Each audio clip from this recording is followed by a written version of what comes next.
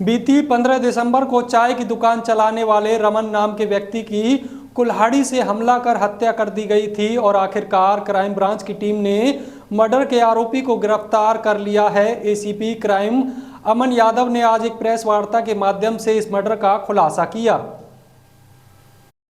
Police की गिरफ्त में नजर आ रहा ये रोहित नाम का वही आरोपी है जिसने पैसे के लालच में चाय का खोखा चलाने वाले रमन की कुल्हाड़ी मारकर हत्या कर दी थी।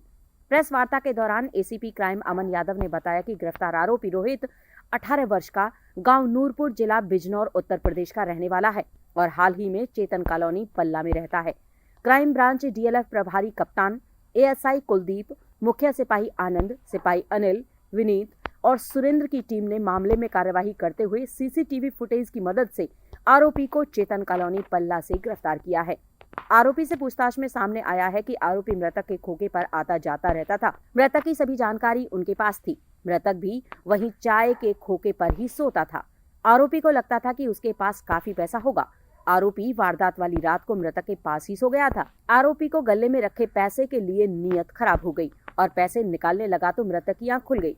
जब मृतक ने उसका विरोध किया तो आरोपी ने पास में रखी कुल्हाड़ी से रमन की हत्या कर दी और गले से 800 रुपए व स्कूटी लेकर मौके से फरार हो गया। आरोपी रोहित 8वीं पास है। अभी तक की पूछताछ में आरोपी को कोई पूर्व का क्रिमिनल रिकॉर्ड नहीं मिला है। आरोपी को अदालत में पेश कर पुलिस रिमांड पर लिया जाएगा। पुलिस रिमांड के दौरान मृतक की स्कूटी और पैसे बरामद किए जाएंगे।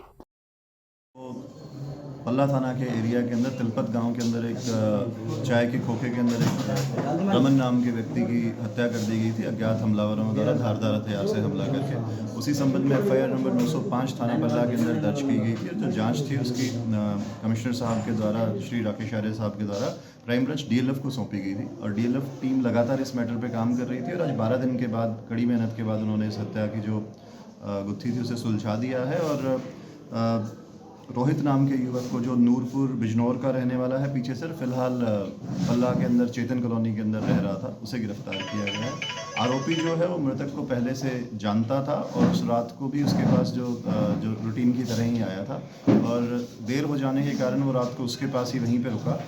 रात को सोते वक्त उसकी नीयत ख़राब होने के कारण उसका जो गल्ला था मृतक की दुकान का, उससे उसने पैसे चुराने चाहे और जब वो इस चोरी को कर रहा था तो मृतक की आंख खुल जाने के कारण उसने उसका जब विरोध किया तो पास ही में पड़ी एक कुल्हाड़ी उठा करके मृतक जो रमन था उसके गर्दन पर, सर पे वार किया था, जिसमें उसकी मृत्यु हो गई थी। और आरोपी वहाँ से गले में जो पैसे थे उसके में लगभग 800 रुपये थे, वो लेकर के तथा जो उसकी स्कूटी थी मृतक की, वो लेकर के वहाँ से फरार हो गया। कितने आरोपी थे और आरोपी ने किस चीज़ से हमला किया? इस वारदात को में सिर्फ रोहित जो है एक अकेला ही आरोपी था। अकेले इसने इसको अंजाम दिया और जो हथियार था वो कुल्हाड़ी थी जो दुकान के अंदर पहले से रखी हुई थी, वो उसने वहीं से मौके से उठा करके उसी से उसके ऊपर। तो क्या मानते हैं कि जो एजुकेशन थी उस लड़की की जिसने हत्या की? जो आरोपी है वो 18 साल का है और अभी जो ज़्यादा पढ़ा लिखा नहीं है, सिर्फ 8वीं तक ही पढ़ा हुआ है। तो अभी क्या पढ़ाई नहीं कर रहा है। क्या मानते हैं कि जो लूट की इरादे से ही हत्या हुई है?